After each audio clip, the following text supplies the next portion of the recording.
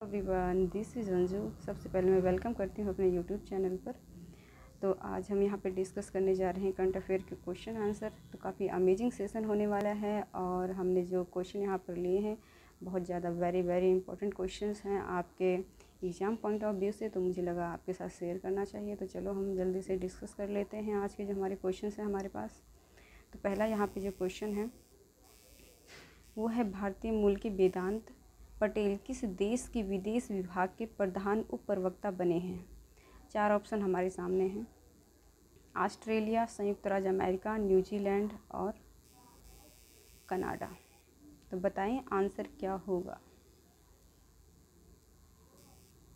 I hope कि आपने सोच लिया होगा।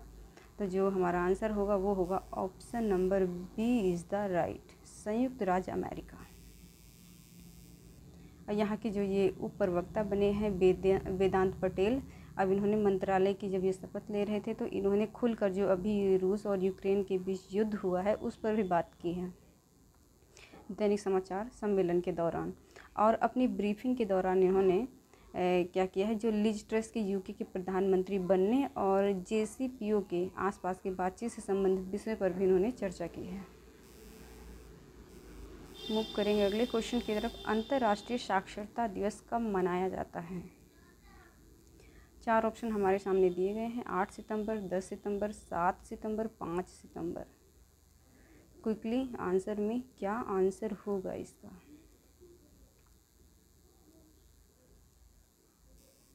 तो जो हमारा यहाँ पे राइट आंसर है वो है option number A is the right, 8 सितंबर। तो ये साक्षरता दिवस मनाया क्यों जाता है? क्योंकि जब भी हम कोई डे सेलिब्रेट करते हैं तो उसके पीछे कोई ना कोई उद्देश्य, एम अवश्य होता है और उसको जानना ज़रूरी होता है। अगर हम कोई डे सेलिब्रेट करते हैं, अगर हमें पता ही नहीं है कि क्यों सेलिब्रेट करते हैं तो क्या है, हमारी जो जानकारी है ना के बराबर हो जाती है। तो साक्षरता दिवस जो है, साक्षरता से साक्षर नाम से ही प्रतीत हो रहा है कि एजुकेशन को लेकर बात हो रही है, यहाँ पर एजुकेटेड पर्सन की बात हो रही है यहाँ पर। तो यहाँ पे एजुकेशन की इम्पोर्टेंस को लोगों तक पहुँचाना होता है, जागरूक करना होता है कि आखिरकार जो ये एजुकेशन है हमारी लाइफ में किस प्रकार से अपना इम्पोर्टेंस रोल निभाती है।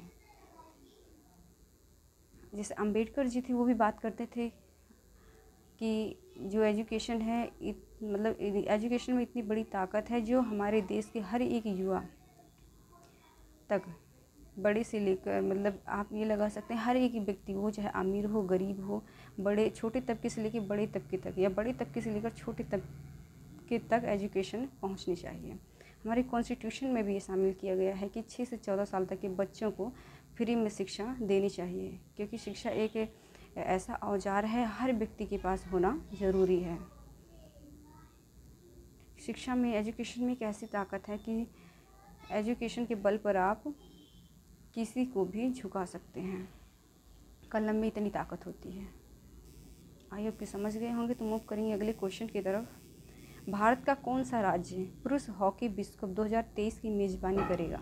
4 ऑप्शन हमारे सामने दिए गए हैं। ओडिशा, महाराष्ट्र, गुजरात और दिल्ली। तो बताएं यहाँ पर राइट आंसर क्या होगा हमारा। क्विकली टेल मी क्या आंसर होगा। तो जो यहाँ पर हमारा आंसर होगा वो होगा Orissa, option number A is the right. Orissa में जो इसकी कैपिटल है, capital of the Orissa, Bhubaneswar के अंदर होने वाले हैं हॉकी विश्व कप 2023 की बात यहाँ पे हो रही है। ये कब से कब तक होंगे? 13 जनवरी से लेकर 19 जनवरी तक होने वाले हैं। तो एक चीज़ और इसके साथ साथ अगर उड़ीसा की बात हो रही है तो यहाँ पे हम बात कर लेते हैं कि उड़ीसा में एक खारे पानी की लेक भी है, झील भी है। अगर बात करें इंडिया की खारे पानी सबसे बड़ी झील की, तो कहाँ पे है? वो भी उड़ीसा के अंदर है। कौन सी है? उसका नाम क्या है? चिल्का झील। इसके साथ साथ ये भी आप बताते जाएं कि उड़ीसा के मुख्यमंत्री कौन हैं? नवीन पटनायक। तो गवर्नर आपको लिखकर बताना है। यहाँ पे ऑप्शन में महाराष्ट्र है, तो महाराष्ट्र के बारे में थोड़ा सा जान लेते हैं। तो यहाँ के मुख्यमंत्री की बात करें तो एकनाथ शिंदे हैं, और इससे पहले जो ठाकरे थे उनका पूरा नाम लिखकर आपको बताना है। वहीं पे बात करें गुजरात की, गुजरात के बताइए कौन है मुख्यमंत्री? Capital of the Gujarat and chief minister, दोनों आपको बताना है। चीफ मिनिस्टर आपको छोड़ देती हूँ आपके लिए ये क्वेश्चन। और जो कैपिटल है शायद सभी को पता होगा, बहुत ही कॉमन क्वेश्चन है, गांधीनगर। दिल्ली हम सभी जानते हैं कि capital of the India Delhi. जो यहाँ पे अगर हम बात करें अपने तीनों इकाइयों की, कार्यपालिका, संसद और न्यायपालिका, तो तीनों कहाँ पे हैं? हमारे दिल्ली के अंदर हैं। दिल्ली इंडिया की कैपिटल होने के साथ साथ क्या है? एक संघ शासित प्रदेश भी है। यहाँ पे जो अगला क्वेश्चन हमने लिया है वो लिया है, निम्नलिखित में से कौन से भारतीय शहर UNESCO global network of learning cities में शामिल हुए हैं?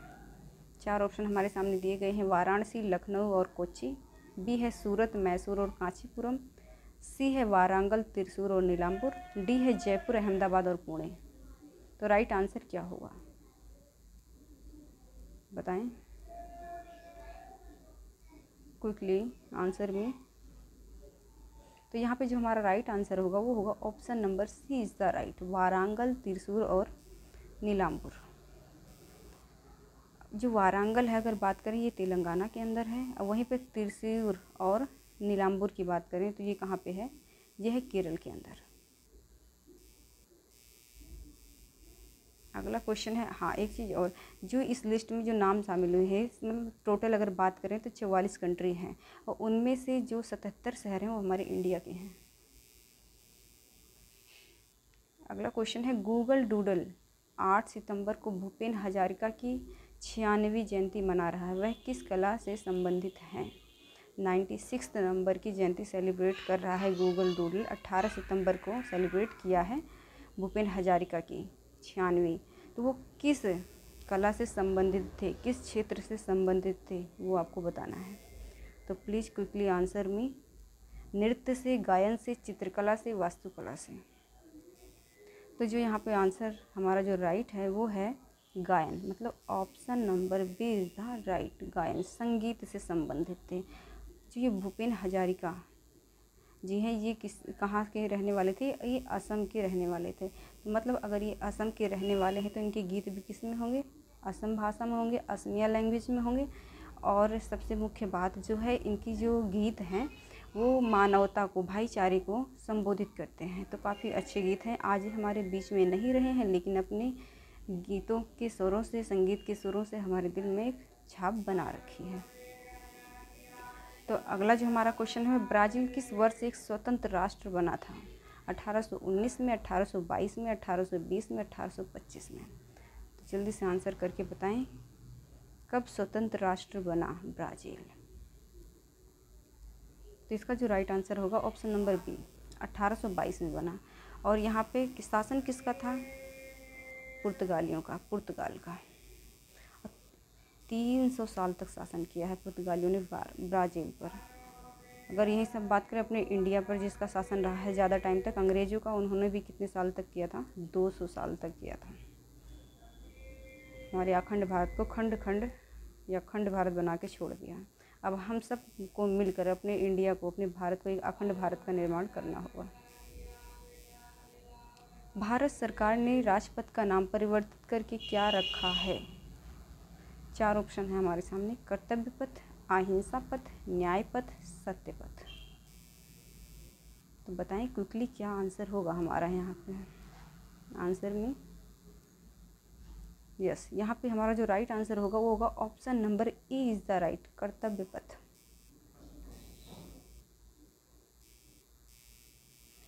हाँ एक चीज़ और, इसके साथ साथ जो सेंट्रल विस्टा लोन है इसका भी मतलब